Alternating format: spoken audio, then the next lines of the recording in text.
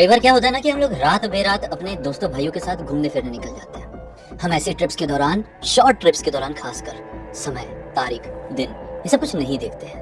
कई बार हम बातचीत में इतने मशगूल हो जाते हैं घूमते घूमते कि हम ये भी नहीं समझ पाते हैं कि हम कहाँ पहुंच गए हैं। ऐसी एक घटना घटी लखनऊ में रहने वाले कुछ लड़कों के साथ। इनके नाम बहुत ज्यादा इंपॉर्टेंट नहीं है, लेकिन हाँ, जो मुख्य किरदार इस कहानी से जुड़े हुए हैं मैं उनका नाम बता देता हूँ। आदित्य नाम का लड़का जिसने हमको कहानी लिखकर भेजा है, वो मुख्य किरदार है।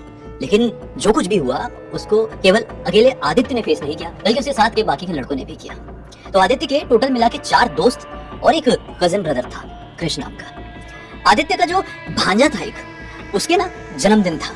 उसके अवसर में सारे दोस्त इसके आए हुए थे। ठीक है, जो आदित्य का भांजा था उसके मोहल्ले में ही रहता था लखनऊ में। उसके सारे दोस्त आए हुए हैं, अच्छा खासा सेलिब्रेशन चल रहा है, कोई तकलीफ नहीं है, भांजे का पहला जन्मदिन है। तो जन्मदिन सेलिब्रेट करते करते ना रात के तकरीबन 12:30 बज गए। अभी भी माहौल अच्छा खासा है बर्थडे का, खाना पीना चल रहा है, मेहमान अभी भी हैं। और क्योंकि लेट बर्थडे शुरू हुआ था, क्योंकि जो आदित्य के जो जीजा जी थे, मतलब जिस बच्चे का जन्मदिन है उसके जो पिताजी थे, वो अपने काम में थोड़े व्यस्त थे दिन भर से, इसलिए जो उसका बर्थडे सेलिब्रेशन था वो बहुत लेट शुरू हुआ था। तो 12:30 बजे तक पूरा माहौल वहाँ पे बना ही हुआ था। तो आदित्य और उसके सारे दोस्त क्या प्लान बनाते हैं कि ये सब बड़े लोगों की सेलिब्रेशन चल रहा है, बच्चे की केक कटाई तो हो गई है, सब कुछ अपना हो गया है, एक काम करें क्या, आज की रात को थोड़ा यादगार बनाते हैं, कहीं से घूम फिर कर आते हैं, एक नाइट आउट ट्रिप मारते हैं। सभी बहुत ज्यादा एक्साइटेड हो गए। आदित्य के पास खुद की एक कार थी। आदित्य का भाई क्रिश और उसके 4 दोस्त इस कार में सवार हो जाते हैं। ये एक 7 सीटर कार थी, कोई टेंशन नहीं। ये लोग बिना किसी को बताए कार उठाए और निकल पड़े घूमने के लिए, एक नाइट आउट ट्रिप कम लॉन्ग ड्राइव पे।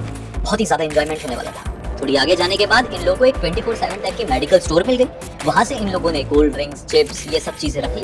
उन्हें कहीं जाएंगे, बढ़िया से अपनी गाड़ी रोकेंगे, कोल्ड ड्रिंक वगैरह पिएंगे, चिप्स वगैरह खाएंगे, ढेर सारी बातचीत करेंगे, म्यूजिक लगा के। ये लोग वहां से अपना सामान लिए हैं और गाड़ी में फुल साउंड कर दिए। और थोड़ी देर बाद ये लोग लखनऊ सिटी से आगे निकल गए। समय काफी ज्यादा हो चुका था, आधी रात का वक्त था। पूरे सड़क में इनकी गाड़ी अकेली चल रही है और जोरों की म्यूजिक, धक चक धक चक धक चक धक चक धक चक धक चक। थोड़ी आगे जाने के बाद आदित्य सोचता है कि यार सीधे सीधे रोड में क्या जा रहे हैं, थोड़ी आगे जाके ना अपन को एक पिकनिक स्पॉट मिलेगा। जी हाँ, लखनऊ से थोड़ी आगे जाके कई पिकनिक स्पॉट है। तो उसने सोचा कि मैं पिकनिक स्पॉट तरफ गाड़ी ले लेता हूँ। उसने ले लिया और उसके सारे दोस्तों ने ध्यान भी नहीं दिए। थोड़ी आगे जाने के बाद वो स्पॉट आ गया, लेकिन इतनी रात गए, वहां पर कौन पिकनिक मनाएगा। वहाँ पे ना कई बार 31 की नाइट, 31 दिसंबर होता है, टेंटिंग होती थी, तो एकदम सुनसान, ओपन और डार्क एरिया था। इसने वहां पर गाड़ी रोक दिया। इसके सारे दोस्त बोलते हैं यार बहुत सुनसान नहीं लग रहा है क्या। ये बोलता है टेंशन लेने वाली क्या बात है यार, यहीं पे थोड़ी कोल्ड ड्रिंक वगैरह पीते। कोल्ड ड्रिंक वगैरह पिए, लेकिन ना यहाँ का जो माहौल था वो बहुत ज्यादा अपने आप में क्रीपी वाइब क्रिएट कर रहा था। 2023 की बात है, नवंबर का टाइम था, फॉग वगैरह बहुत ज्यादा था। और पता नहीं क्यों, जैसे कि अभी बाहर कुत्ते नॉन स्टॉप रो रहे हैं, पता नहीं आपको आवाज आ रही है कि नहीं आ रही है। उस रात भी जहाँ पर वो लोग रुके थे वहां पर भी नॉन स्टॉप कुत्ते रो रहे थे। इसलिए थोड़ा ये लोगों ने अनकंफर्टेबल सा महसूस किए। पार्टी शार्टी तो करनी है, एंजॉयमेंट तो करनी है, लेकिन एक डर के साथ नहीं। इसलिए म्यूचुअली डिसाइड किए कि भाई यहाँ से गाड़ी निकाल लेते हैं, यहाँ पे नहीं रुकते। थोड़ी आगे जाके एक जंगल मिलेगा, चलते हैं वहां पर। एडवेंचरस रात जो बनाना है आज की, ये लोगों ने अपनी गाड़ी वहां पर ले ली। थोड़ी आगे जाके वो जंगल लग गया। जंगल के बीचों बीच इनको एक लड़का बड़ा घबराया हुआ सा आगे से आता हुआ दिखाई दिया। एकदम साधारण सा लड़का, उसके चेहरे में बड़ी टेंशन है। उसने दोनों हाथ देके गाड़ी को रोकने की कोशिश किया, जैसे कि उसको किसी की मदद चाहिए। तो इन लोगों ने सोचा कि रोक देते हैं, हमारा कोई क्या बिगाड़ लेगा, कोई क्या ही होगा, ये चोर डाकू होगा, तो हम इतने सारे हैं उसकी बैंड बजा कर रख देंगे। और ये लोग भी अच्छे हट्टे कट्टे और किसी चीज से डरते नहीं थे, थोड़े दबंग टाइप के लड़के थे। तो ठीक है, गाड़ी रोक दी। वो लड़का बिल्कुल ड्राइवर सीट के पास आया और बोलता है भैया आप लोगों की मदद चाहिए, मैं जंगल में फंस गया हूँ। थोड़ी आगे एक बस्ती है छोटी सी, वहीं पर रहता हूँ, मतलब हाल फिलहाल भी हम लोग वहाँ पर शिफ्ट हुए हैं। और मैं थोड़े काम से आगे की तरफ गया हुआ था दुकान में, और फिर इस रास्ते से जा रहा था, कुछ समझ में नहीं आ रहा है कि कहाँ से घर जाऊँ, हमारी बस्ती कहाँ से आएगी। नया नया हूँ तो डर भी लग रहा है। आप देख रहे हैं कैसा माहौल है, इतना कोहरा, इतनी ठंड। आप लोग गाड़ी में बिठाल कर थोड़ी आगे ले जा लेंगे तो आपकी बड़ी मेहरबानी होगी। आप लोग भी उसी तरफ जा रहे हैं। एकदम दुबला पतला सा, साधारण सा दिखने वाला लड़का था। इन लोगों को दया आ गई, खासकर आदित्य को। आदित्य ने बोला कि ठीक है भाई बैठ जा, हम लोग भी अपनी पार्टी शार्टी करने के लिए आगे जा रहे हैं। थोड़ी आगे जाके तेरी बस्ती दिखाई देगी या फिर कोई ऐसा रास्ता समझ में आएगा तो तू वहां पर उतर जाना। इसने बोला ठीक है। ये भी गाड़ी में पीछे वाली सीट में सवार हो गए। ये सब इतने अपनी म्यूजिक में मशगूल थे, इतनी अपनी बातचीत में मशगूल थे कि उस लड़के की तरफ ध्यान नहीं दिए। थोड़ी आगे जाने के बाद लगभग 2.5-3 किलोमीटर बीते होंगे और अभी भी ये टिपिकल जंगल वाला एरिया चल रहा है। वो लड़का कहता है कि भैया गाड़ी रोक दीजिए, मुझे रास्ता समझ में आ गया है, यहाँ से मेरी बस्ती का रास्ता है। इन लोगों ने चल गाड़ी रोक देते हैं। गाड़ी रोक दिए। और वो लड़का उतर कैसे जाने लगा। आदित्य के दिमाग में यार बड़ा सीधा लड़का था, साधारण सा, इसको कोई कुछ करना दे, जब तक ये आगे तक निकल नहीं जाता है अपनी जो गाड़ी की हेडलाइट है उसको चालू रखता हूँ, जहां तक बेचारे को दिखेगा निकल जाएगा। हम लोग रुक के देख लेते हैं कि आराम से वो जा पा रहा है नहीं। इसमें आदित्य की कोई गलती नहीं है, वो अपनी तरीके से पूरा करेक्ट है, ठीक है। कोई मदद कर सकता है तो इस लेवल पे मदद करे तो बहुत अच्छा होता है, ठीक है। उसने गाड़ी रोका रहा, वो लड़का उतरा और आगे आगे जाने लगा। थोड़ी आगे जाने के बाद एक मोड़ आया और वो लड़का चले गया, बिल्कुल गायब हो गया। इन लोगों ने सोचा चलो ठीक है अब गाड़ी आगे बढ़ा लेते हैं। कि इतने में इनकी गाड़ी में एक आशु नाम का लड़का सवार था, आदित्य का बेस्ट फ्रेंड बचपन का। हालांकि सारे फ्रेंड थे लेकिन आशु खासकर बचपन का दोस्त था। आशु बोलता है भाई मुझे बहुत जोर की वॉशरूम आई हुई है, कोल्ड ड्रिंक थोड़ी ज्यादा पी लिए थे अपन ने गाड़ी में बैठे बैठे, कंट्रोल नहीं हो पा रहा यार। अभी तो अपना घर काफी ज्यादा दूर है, थोड़ा सा 2 मिनट रुको ना, मैं हल्का होके आता हूँ। वो गाड़ी से उतर गया ये बोल के। अब वो उतर के थोड़ा किनारे में जाने लगा। इतने में क्रिश, आदित्य का जो कजन ब्रदर था, वो कहता है कि यार अपन लोग भी उतर जाते हैं ना, यहाँ पे देखो अच्छा लग रहा है, थोड़ा एक हाथ 2 फोटो निकालने की कोशिश करते हैं, कुछ अच्छी फोटोज आ जाएगी, डिफरेंट बैकग्राउंड में मिल जाएगी, अपलोड वगैरह करेंगे, अच्छे लाइक वाइक आएंगे कि कहाँ पे देखो इन लोगों ने एडवेंचर किया, टाइम वाइम डाल के स्टोरी क्रिएट करेंगे, ऐसा स्नैपचैट वगैरह में डालेंगे। ठीक है भाई, सब लोग उतर गए। वो हल्का होने के लिए गया हुआ था, अपने फोटो फाटो खींच रहे हैं, उसको गए हुए 5 मिनट हो गए। इन लोगों ने सोचे 1 नहीं 2 आए थे क्या, ऐसा था क्या। ये लोग सोचे कि उसको आवाज लगाते ही थोड़ा आगे बढ़ के कि अचानक से उसकी चीखने की आवाज सुनाई दी। ये सबके सब घबरा गए। अरे आशु तो अच्छा खासा हल्का होने के लिए गया हुआ था। वो भागते हुए आशु आशु ऐसे चिल्लाने लगे, लेकिन आशु का रिस्पांस कहीं से नहीं आया। सबके सब इकट्ठे होकर सभी ने अपने मोबाइल की फ्लैशलाइट चालू कर दी। उनकी गाड़ी अभी भी रुकी हुई है और सब इधर उधर होकर आशु आशु बोलकर ढूंढ रहे हैं। थोड़ी आगे जाके एक पेड़ था, बरगद का पेड़, शायद इसी के नीचे ये हल्का हुआ था और आशु उसी पेड़ के नीचे बैठकर रो रहा है सिर नीचे करके।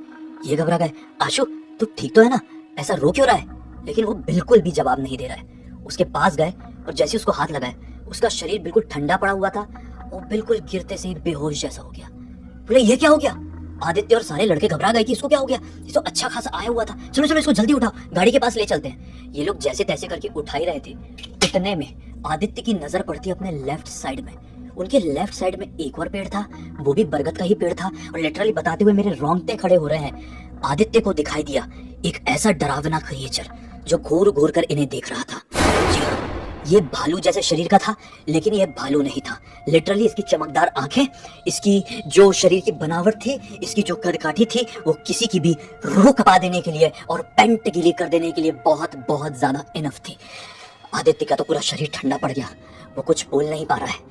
सब लोग बोल रहे हैं आदित्य इसको उठाकर आगे बढ़ते हैं गाड़ी की तरफ, क्या हो गया, तो किधर देख रहे हैं। आदित्य ने ऐसा करके इशारा किया इन लोगों को, ये लोग इधर खड़े, उसको लेफ्ट में दिखाई दिया ना, ऐसा करके इशारा कर रहा है। सभी लोगों ने उसकी नजरों को फॉलो किए तो लिटरली उन लोगों ने भी देखे उस पेड़ के पास केवल एक क्रिएचर नहीं, बल्कि उस पेड़ के डाल के ऊपर की तरफ लगभग 7 से 8 क्रिएचर बैठे हुए थे। ये सब के सब सेम दिखने वाले, हाँ सिर्फ कद काठी अलग थी। ऐसे तो भालू नहीं हो सकते। केवल एक होता, पेड़ के पीछे से छिपकर देख रहा होता तो समझ में आता कि अपने शिकार का इंतजार कर रहा है, लेकिन एक नहीं था, कई थे सेम सेम दिखने वाले, अलग अलग हेल्थ हाइट के और बड़ी बड़ी आंखों से इनकी तरफ ही घूर रहे थे। ये लोग कुछ रिएक्ट करते, कितने में ही जो पेड़ के पीछे वाला था वो धीरे धीरे इनकी तरफ चलना शुरू हुआ और जो भी पेड़ के ऊपर बैठे हुए थे वो भी पेड़ से उतरना शुरू किए। अब ये लोग बोले कि भाई भागो, गड़बड़ा गया है माहौल, साला ये चीज क्या है। कि इतने में वो सबने एक साथ इतने जोर की चीख मारे हैं आ करके, मैं उस चीज को एक्सप्लेन नहीं कर सकता, वो कितनी ज्यादा डरा देने वाली चीज थी, इतनी ज्यादा डरा देने वाली चीख थी। वो लिटरली चीख के इनकी तरफ अब अपने कदमों की रफ्तार बढ़ाना शुरू किए हैं कि जितने भी पेड़ पौधे रहे होंगे ना आसपास, वो सब जोर जोर से हिलने लगे। ऐसा लगा कि पता नहीं यहाँ पे भूकंप आ रहा है क्या, इन पेड़ों को क्या हो गया अचानक से। ये लोग अब जय बजरंगबली बोल के भागना शुरू किए हैं, आशु को संभालते हुए अपनी गाड़ी में सवार हुए हैं। इसने गियर डाला है, पीछे वो क्रिएचर्स तो नहीं दिखाई दिए, लेकिन वही लड़का मोहित, मैं आपको बताना भूल गया, उस लड़के से इन लोगों ने नाम पूछे थे जो इनकी गाड़ी में लिफ्ट मांग के बैठा था, उसका नाम मोहित था। मोहित गाड़ी के पीछे धीरे धीरे आता हुआ दिखाई दिया। इन लोगों ने सोचा ये क्यों आ रहा है, इसको भी कोई मदद की जरूरत तो नहीं है, जल्दी से गाड़ी रोक देता हूँ। आदित्य ने ये सोच के गाड़ी थोड़ा रोका ही है कि उसको गेट खोल के बिठा लेंगे, उसकी मदद कर लेंगे। जो क्रिएचर है, जो जानवर है, जो राक्षस है, पेशाब छलावा, स्किन वॉकर, जो कोई भी है, उससे ये भी बच जाएगा। उन्होंने गाड़ी रोका ही है, वो इनकी गाड़ी पास आया, उसकी आंख में लिटरली इन लोगों ने नोटिस किए सेम टू सेम वही चमक, वही कलर जो कि उन क्रिएचर्स का था। और उसकी स्किन में ऐसे ऐसे बाल भी आ रहे थे भालू जैसे, जैसे कि वो अपना रूप बदल रहा है। और आसपास का जो माहौल था वो और भी ज्यादा डरा देने वाला हो गया। जितने भी कुत्ते रहे होंगे आसपास सब इनकी गाड़ी के पास आ गए और जोर जोर से भौंकने लगे। लगातार वो मोहित था या कोई शैतान नहीं मालूम, उसके तरफ भी देखकर बहुत जोर जोर से डर के मारे भौंक रहे हैं, रो रहे हैं। बहुत सारे कुत्ते हो गए। इतने में इसके दोस्त कृष्ण ने बोला कि भाई गाड़ी भगा। ये लोगों ने तेजी से वहां से गाड़ी निकाल ली और जितनी तेज इनकी गाड़ी थी ना, मैं क्या बताऊं, 100 की स्पीड पकड़ ली होगी इनकी गाड़ी में। लेकिन वो मोहित लगभग इनकी गाड़ी की बराबरी से पीछा कर रहा था और मोहित ने धप धप करके इनकी गाड़ी के पीछे वाले कांच में, पीछे वाले जो मिरर होती है, मतलब जो 7 सीटर कार थी ना, तो उनका जो विंडो था उसके ऊपर धप धप मारा था। उसमें क्रैक भी है, किसी के हाथ मारने से क्रैक कैसे आ सकते हैं। इन लोगों ने जैसे तैसे करके अपनी गाड़ी वहां से निकाल ली है। इतने में कृष का फोन बजा। अभी ये लोग गाड़ी में चल रही गाड़ी, पीछे रास्ता साफ है।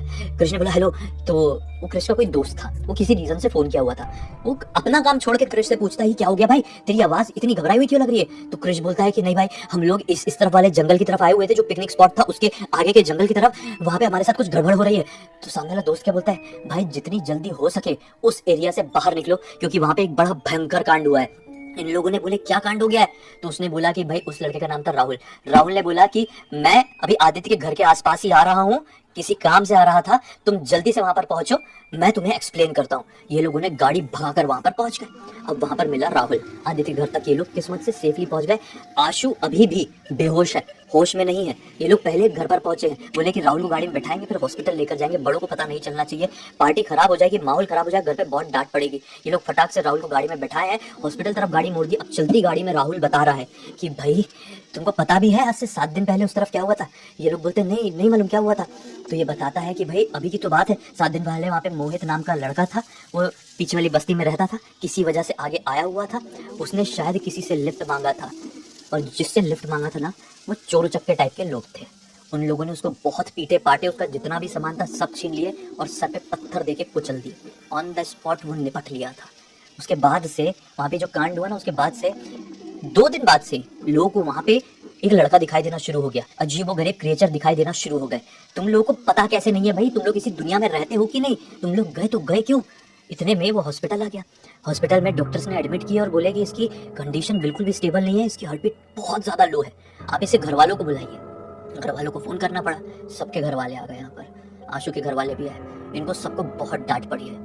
इसका 3 दिन तक यहाँ पर ट्रीटमेंट चला, 3 दिन तक एडमिट रहा। डॉक्टर ने बोल दिया कि इसकी हालत में थोड़ा सुधार है, इसको घर पर लेकर जाइए। वो घर पर आया, कंडीशन में थोड़ा सुधार था। ये लोग घर से निकलना बंद कर दिए, इतने ज़्यादा घबरा गए थे। ठीक है, 8 दिन बीत गए। 9वें दिन की सुबह सुबह आदित्य अपने घर पर सो रहा था और बाहर के हलचल की वजह से उसकी नींद खुलती है। आदित्य भड़बड़ा कर उठा कि क्या हो गया, मोहल्ले में सब कुछ ठीक है कि नहीं। आशु इसी के मोहल्ले में रहता था, बचपन का दोस्त हमने बताया ना। तो देखा कि बाहर निकल के सब लोग आशु के घर की तरफ जा रहे हैं। ये भी आशु के घर की तरफ गया। क्या पाया, आशु की मृत्यु हो चुकी है। रात में उसने अपनी जान गंवा दिया था सोते सोते। घर वाले सुबह उठे तो पता चला, घर वालों की रो रो के हालत खराब। उसी रात को अपने आदित्य को सपने में क्या दिखाई दिया है कि आशु आया है और बहुत रो रहा है। बोल रहा है, आदित्य तेरी गलती की वजह से मैं इस अंधकार में फंस गया हूँ, मैं तड़प रहा हूँ आदित्य, मैं तड़प रहा हूँ, मुझे कैसे भी करके यहाँ से बचा ले, नहीं तो तू भी मेरे पास आ जा। लिटरली उस रात के बाद से आदित्य आज की रात तक ऐसे खौफ में जी रहा है कि मैं क्या बताऊं। हर चौथे 5वें दिन उसे आशु सपने में दिखाई देता है। सपने में एक घना जंगल है, उस घने जंगल में बिल्कुल वैसे ही हल्की हल्की चिल्लाने की आवाज आती है जैसे कि उनको लिटरली उस जंगल में उन शैतानों की चिल्लाने की आवाज सुनाई दी थी। और वो रोते रोते आदित्य से यही बोलता है, तू भी मेरे पास आ जा।